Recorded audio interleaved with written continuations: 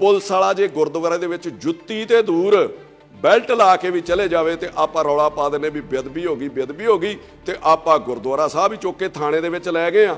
ਕੀ ਤੁਸੀਂ ਇਹ ਬਿਲਕੁਲ ਮਤਲਬ ਠੀਕ ਕੀਤਾ?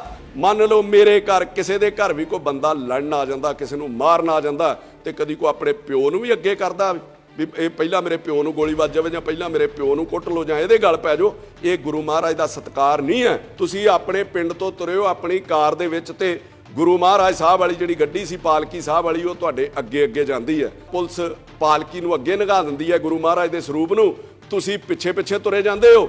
ਫਿਰ ਤੁਸੀਂ ਗੁਰੂ ਮਹਾਰਾਜ ਦੇ ਸਰੂਪ ਵਾਲੀ ਗੱਡੀ ਦੇ ਵਿੱਚ ਬੈਠ ਜਾਂਦੇ ਹੋ, ਉਹ ਥਾਣੇ ਦੇ ਵਿੱਚ ਪਹੁੰਚ ਜਾਂਦੀ ਹੈ ਤੇ ਆਪ ਤੁਸੀਂ ਥਾਣੇ ਦੇ ਵਿੱਚ ਗੁਰੂ ਮਹਾਰਾਜ ਦਾ ਸਰੂਪ ਬਾਹਰ ਹੈ ਤੇ ਕੁਰਸੀ ਦੇ ਉੱਤੇ ਬੈਠ ਜਾਂਦੇ ਹੋ ਕਿ ਤੁਹਾਡੇ ਅਸੂਲ ਵੀ ਤੁਹਾਡੇ ਉੱਤੇ ਕੋਈ ਲਾਗੂ ਨਹੀਂ ਹੁੰਦੇ। ਅੱਗ ਦੇ ਵਿੱਚ ਜਿਹੜਾ ਘਿਓ ਪਾਇਆ ਉਹ ਸਾਰ ਰਵਨੀਤ ਸਿੰਘ ਬਿੱਟੂ ਨੇ ਪਾਇਆ। ਜਦੋਂ ਪਰਚਾ ਹੋ ਜਾਂਦਾ ਅੰਮ੍ਰਿਤਪਾਲ ਦੇ ਉੱਤੇ ਤੇ ਬਿੱਟੂ ਵੱਲੋਂ ਉਕਸਾਇਆ ਜਾਂਦਾ ਕਿ ਛੋਟੇ ਜਿਹੇ ਪਰਚੇ ਤੋਂ ਛੋਟਾ ਜਿਹਾ ਬੱਚਾ ਡਰ ਗਿਆ, ਜਿਹਦੇ ਤੋਂ ਬਾਅਦ ਇਹ ਸਾਰਾ ਘਟਨਾਕ੍ਰਮ ਹੁੰਦਾ ਕਿ ਮੈਂ ਲੁਧਿਆਣੇ ਤੋਂ ਤੁਰ ਪਿਆ ਸੀਗਾ ਜਦੋਂ ਅਜਨਾਲੇ ਦੇ ਵਿੱਚ ਇਹ ਸਾਰੀ ਘਟਨਾ ਹੋ ਰਹੀ ਸੀਗੀ, ਪਰ ਮੈਨੂੰ ਪਤਾ ਲੱਗਾ ਕਿ ਉਹ ਥਾਣੇ ਚੋਂ ਨਿਕਲ ਗਿਆ। ਸਾਰੀ ਦੁਨੀਆ ਨੂੰ ਪਤਾ ਕਿ ਉਹ ਅਗਲੇ ਦਿਨ ਤੱਕ ਅਜਨਾਲੇ ਦੇ ਵਿੱਚ ਰਿਹਾ ਔਰ ਆਪਣਾ ਬੰਦਾ ਛੁਡਾ ਕੇ ਲੈ ਗਿਆ। ਸੋ ਰਵਨੀਤ ਬਿੱਟੂ ਜੀ ਫੋਕੇ ਫੈਂਟਰ ਜਿਹੜੇ ਉਹ ਨਾ ਮਾਰਿਆ ਕਰੋ। ਜੇ ਆਉਣਾ ਹੀ ਸੀਗਾ ਤੇ ਆ ਜਾਂਦੇ, ਫਿਰ ਲੁਧਿਆਣੇ ਤੋਂ ਅਜਨਾਲੇ ਆਉਂਦਿਆਂ ਕਿਹੜਾ ਵੀਜ਼ਾ ਲੈਣਾ ਪੈਣਾ ਸੀਗਾ। 100 ਗਨਮੈਨ ਲੈ ਕੇ ਤੁਸੀਂ ਆਮ ਜਨਤਾ ਦਾ ਵੀ ਸੋਚਿਆ ਕਰੋ ਨਾ ਕਿ ਲੋਕਾਂ ਦੇ ਹਾਲਾਤ ਕੀ ਹੋ ਜਾਂਦੇ ਨੇ। ਆਪਾਂ ਗੱਲ ਤੇ ਖਾਲਿਸਤਾਨ ਕਰਦੇ ਰਹਿੰਦੇ, ਖਾਲਿਸਤਾਨ ਚਾਹੀਦਾ, ਵੱਖਰੀ ਹਕੂਮਤ ਚਾਹੀਦੀ ਆ। ਮੈਂ ਪੁੱਛਣਾ ਚਾਹੁੰਦਾ ਭਰਾਵਾ, ਤੈਨੂੰ ਖਾਲਿਸਤਾਨ ਬਣਾਉਣਾ ਕਿੱਥੇ ਆ?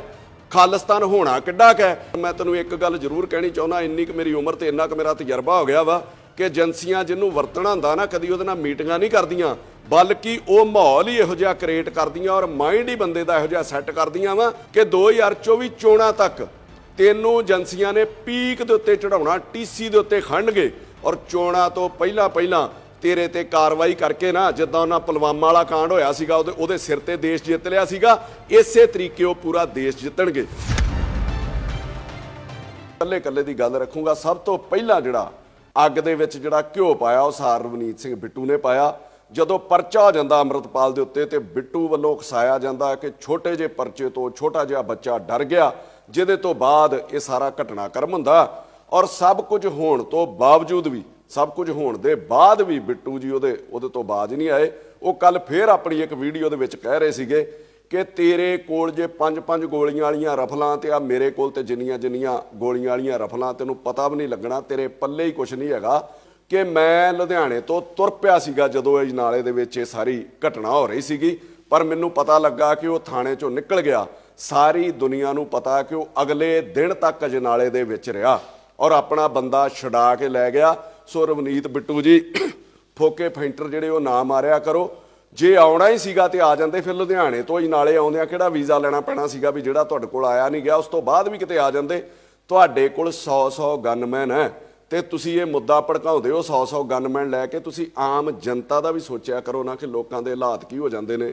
ਔਰ ਦੂਜੀ ਚੀਜ਼ ਮੈਂ ਅੰਮ੍ਰਿਤਪਾਲ ਨੂੰ ਕਹਿਣਾ ਚਾਹੁੰਦਾ ਕਿ ਬਹੁਤ ਛੇਤੀ ਤੇ ਬਿਨਾਂ ਕੁਰਬਾਨੀ ਤੋਂ ਤੇ ਬਿਨਾਂ ਜਾਣੇ ਪਛਾਣੇ ਲੋਕਾਂ ਨੇ ਤੈਨੂੰ ਆਪਣਾ ਲੀਡਰ ਮੰਨ ਲਿਆ ਯਾਰ।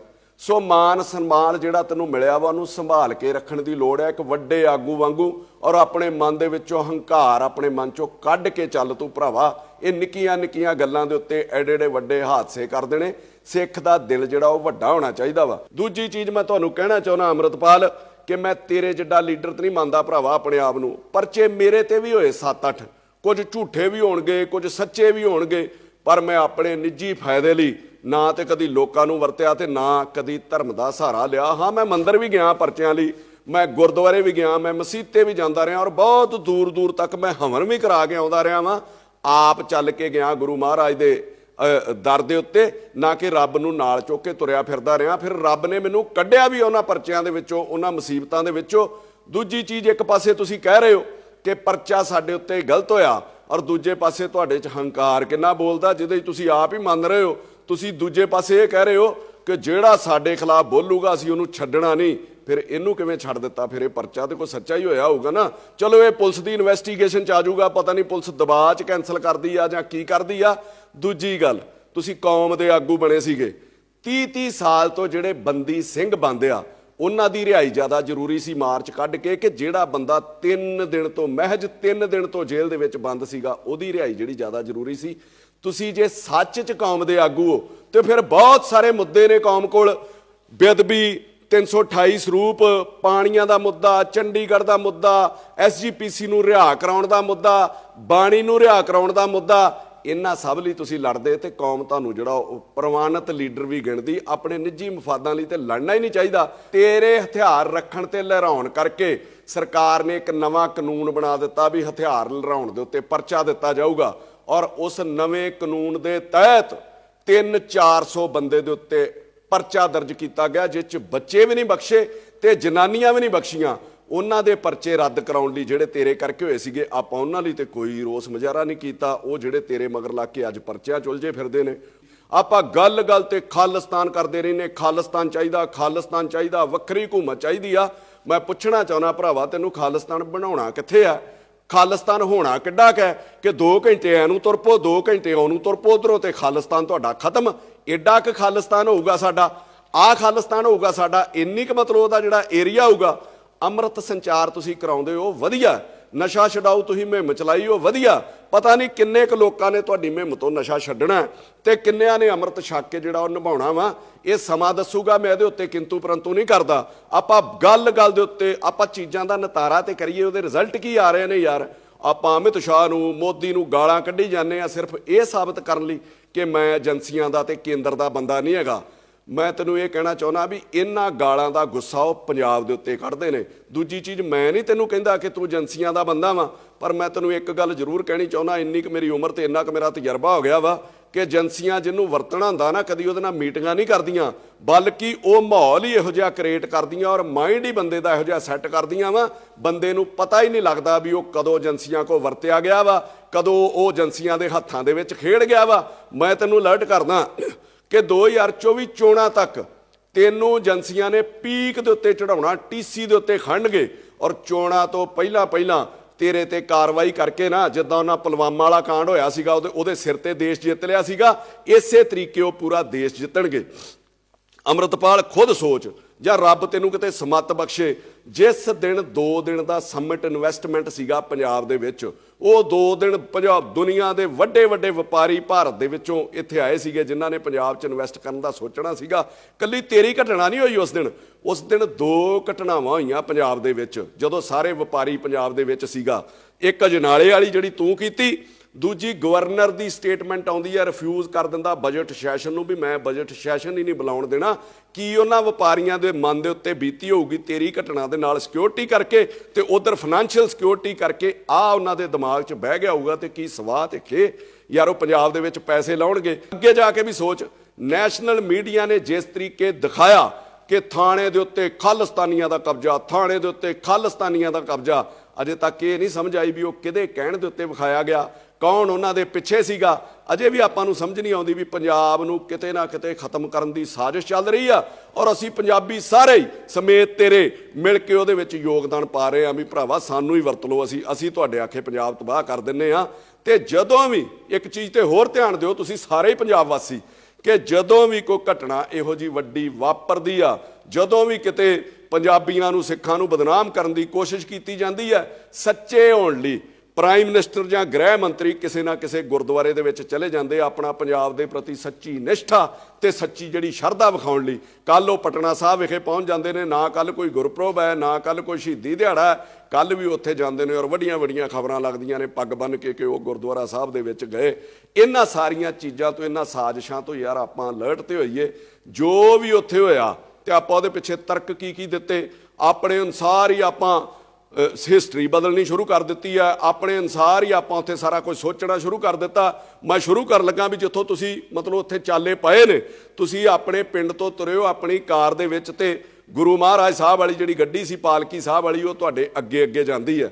ਜਦੋਂ ਇਹ ਨਾਲੇ ਪਹੁੰਚ ਜਾਂਦੀ ਹੈ ਤੇ ਪਹਿਲਾ ਬੈਰੀਕੇਡ ਜਿਹੜਾ ਪੁਲਿਸ ਪਾਲਕੀ ਨੂੰ ਅੱਗੇ ਲੰਘਾ ਦਿੰਦੀ ਹੈ ਗੁਰੂ ਮਹਾਰਾਜ ਦੇ ਸਰੂਪ ਨੂੰ, ਤੁਸੀਂ ਪਿੱਛੇ ਤੁਰੇ ਜਾਂਦੇ ਹੋ। ਫਿਰ ਤੁਸੀਂ ਗੁਰੂ ਮਹਾਰਾਜ ਦੇ ਸਰੂਪ ਵਾਲੀ ਗੱਡੀ ਦੇ ਵਿੱਚ ਬੈਠ ਜਾਂਦੇ ਹੋ, ਉਹ ਥਾਣੇ ਦੇ ਵਿੱਚ ਪਹੁੰਚ ਜਾਂਦੀ ਹੈ, ਜਿੱਥੇ ਜਾ ਕੇ ਤੁਸੀਂ ਆਪ ਕੁਰਸੀ ਤੇ ਬੈਠ ਗਏ ਤੇ ਕਈ ਲੋਕ ਜਿਹੜੇ ਉਹ ਕੋਠਿਆਂ ਦੇ ਉੱਤੇ ਚੜ੍ਹ ਗਏ। ਫਿਰ ਅੰਦਰ ਜਾ ਕੇ ਤੁਹਾਡੇ ਆਪਣੇ ਬਣਾਏ ਅਸੂਲ ਹੀ ਤੁਹਾਡੇ ਉੱਤੇ ਲਾਗੂ ਨਹੀਂ ਹੁੰਦੇ ਯਾਰ।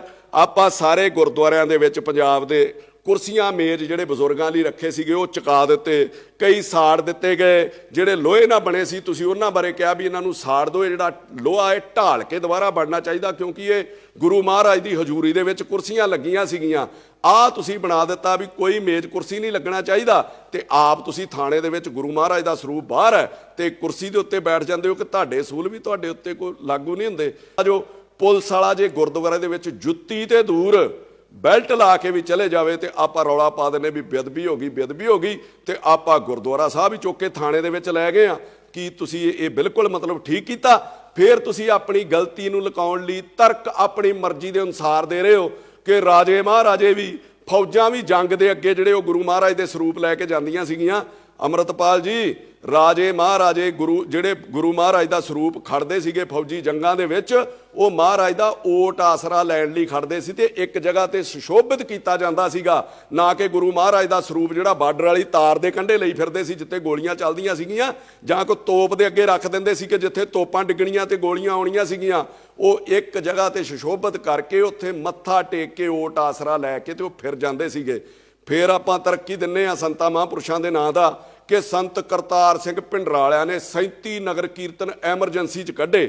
ਮੈਂ ਤੁਹਾਨੂੰ ਪੁੱਛਣਾ ਚਾਹੁੰਦਾ ਕਿ ਇਹ ਨਗਰ ਕੀਰਤਨ ਸੀਗਾ? ਉਹਨਾਂ ਨੇ ਜੇ ਨਗਰ ਕੀਰਤਨ ਕੱਢੇ ਹੋਣਗੇ ਤੇ ਕੋਈ ਬੰਦੇ ਛਡਾਉਣ ਲਈ ਨਹੀਂ ਕੱਢੇ, ਕੋਈ ਪਰਚੇ ਰੱਦ ਕਰਾਉਣ ਲਈ ਨਗਰ ਕੀਰਤਨ ਨਹੀਂ ਕੱਢੇ ਗਏ, ਕੋਈ ਨਿੱਜੀ ਮਫਾਦਾਂ ਲਈ ਨਗਰ ਕੀਰਤਨ ਨਹੀਂ ਕੱਢੇ ਗਏ। ਫਿਰ ਆਪਾਂ ਹਵਾਲਾ ਦਿੰਨੇ ਆ ਕਿਸਾਨ ਅੰਦੋਲਨ ਦੇ ਵਿੱਚ ਗੁਰੂ ਮਹਾਰਾਜ ਦਾ ਸਰੂਪ ਜਿਹੜਾ ਉੱਥੇ ਰੱਖਿਆ ਗਿਆ ਸੀਗਾ। ਮੈਂ ਤੁਹਾਨੂੰ ਦੱਸ ਦਿੰਦਾ, ਮੇਰਾ ਖਿਆਲ ਉਦੋਂ ਤੇ ਤੁਸੀਂ ਦੁਬਈਓਂ ਵੀ ਨਹੀਂ ਸੀ ਆਏ। ਜਦੋਂ ਕਿਸਾਨ ਅੰਦੋਲਨ ਤੁਰਿਆ ਪੰਜਾਬ ਦੇ ਵਿੱਚੋਂ ਗਿਆ, ਪੰਜਾਬ ਭਰ ਕੇ ਲੋਕ ਉਹਦੇ ਵਿੱਚ ਗਏ ਆ, ਜਦੋਂ ਬੈਰੀਕੇਡ ਤੋੜਦੇ ਗਏ ਉਦੋਂ ਗੁਰੂ ਮਹਾਰਾਜ ਦਾ ਸਰੂਪ ਨਹੀਂ ਲੈ ਕੇ ਗਏ। ਜਦੋਂ ਉੱਥੇ ਬਹੁ ਗਿਣਤੀ ਵਿੱਚ ਪਹੁੰਚ ਗਏ ਆ, ਜਦੋਂ ਉੱਥੇ ਉਹਨਾਂ ਨੂੰ ਪਤਾ ਸੀਗਾ ਕਿ ਲੰਮਾ ਸਮਾਂ ਇੱਥੇ ਰਹਿਣਾ ਵਾ, ਤੇ ਫਿਰ ਗੁਰੂ ਮਹਾਰਾਜ ਦਾ ਜਿਹੜਾ ਸਰੂਪ ਆ ਉੱਥੇ ਸੁਸ਼ੋਭਿਤ ਕੀਤਾ ਗਿਆ। ਤੇ ਜਿਹੜੇ ਸਿੱਖ ਸੀਗੇ, ਜਿਹੜੇ ਗੁਰੂ ਨੂੰ ਮੰਨਣ ਵਾਲੇ ਲੋਕ, ਸਾਰੇ ਗੁਰੂ ਨੂੰ ਮੰਨਣ ਵਾਲੇ ਸੀ, ਕਈਆਂ ਦੀ ਰੋਜ਼ ਦੀ ਸ਼ਰਧਾ ਹੁੰਦੀ ਆ, ਉਹਨਾਂ ਕਰਕੇ ਉਹ ਰੋਜ਼ ਉੱਥੇ ਉਹ ਮੱਥਾ ਟੇਕਦੇ ਸੀਗੇ ਤੇ ਗੁਰੂ ਮਹਾਰਾਜ ਦਾ ਓਟ ਆਸਰਾ ਲੈ ਕੇ ਚੱਲਦੇ ਸੀਗੇ ਔਰ ਮੋਰਚਾ ਵੀ ਫਤਿਹ ਕਰਕੇ ਆਏ। ਅੱਗੇ ਆਓ, ਤੁਸੀਂ ਜੀਰਾ ਫੈਕਟਰੀ ਦਾ ਹਵਾਲਾ ਦਿੱਤਾ ਕਿ ਜੀਰਾ ਫੈਕਟਰੀ ਦੇ ਵਿੱਚ ਪਹਿਲੇ ਦਿਨ ਹੀ ਗੁਰੂ ਮਹਾਰਾਜ ਦਾ ਸਰੂਪ ਅੱਗੇ ਲਾ ਲਿਆ ਗਿਆ ਸੀਗਾ। 3-4 ਵਾਰੀ ਡਾਂਗਾਂ ਖਾਧੀਆਂ ਲੋਕਾਂ ਨੇ ਉੱਥੇ। ਉਸ ਤੋਂ ਬਾਅਦ ਜਦੋਂ ਪੱਕਾ ਮੋਰਚਾ ਲੱਗਾ, ਫਿਰ ਜੀਰੇ ਦੇ ਵਿੱਚ ਗੁਰੂ ਮਹਾਰਾਜ ਦਾ ਜਿਹੜਾ ਸਰੂਪ ਉਹ ਸੁਸ਼ੋਭਿਤ ਕੀਤਾ ਗਿਆ। ਇਹਨਾਂ ਚੀਜ਼ਾਂ ਦੇ ਨਾਲ ਤੁਲਨਾ ਨਾ ਕਰੋ ਤੇ ਨਾ ਹੀ ਝੂਠੇ ਜਿਹੜੇ ਉਹ ਤਰਕ ਦਿਓ। ਹਾਂ, ਜੇ ਤੁਹਾਡੇ ਕੋਲੋਂ ਗਲਤੀ ਹੋਈ ਆ, ਵੱਡਿਆਂ ਕੋਲ ਹੁੰਦੀ ਆ, ਸਾਡੇ ਕੋਲੋਂ ਵੀ ਹੁੰਦੀ, ਅਸੀਂ ਤੇ ਛੋਟੇ ਜਿਹੇ ਆ, ਔਰ ਗਲਤੀ ਨੂੰ ਮੰਨ ਲੈਣਾ ਚਾਹੀਦਾ ਔਰ ਸੰਗਤ ਤੁਹਾਨੂੰ ਪ੍ਰਵਾਨ ਵੀ ਕਰੂਗੀ। ਜੇ ਤੁਸੀਂ ਗੁਰੂ ਮਹਾਰਾਜ ਦਾ ਓਟ ਆਸਰਾ ਲੈਣ ਦੀ ਗੱਲ ਕਰਦੇ ਹੋ, ਤੁਸੀਂ ਗੁਰੂ ਮਹਾਰਾਜ ਦਾ ਓਟ ਆਸਰਾ ਹੀ ਲੈਣਾ ਸੀਗਾ ਤੇ ਫਿਰ ਗੁਰਦੁਆਰਾ ਸਾਹਿਬ ਤੇ ਅਜਨਾਲੇ ਵੀ ਹੈਗਾ ਸੀਗਾ, ਉੱਥੇ ਹੀ ਅਰਦਾਸ ਜਿਹੜੀ ਬੇਨਤੀ ਕਰ ਲੈਂਦੇ।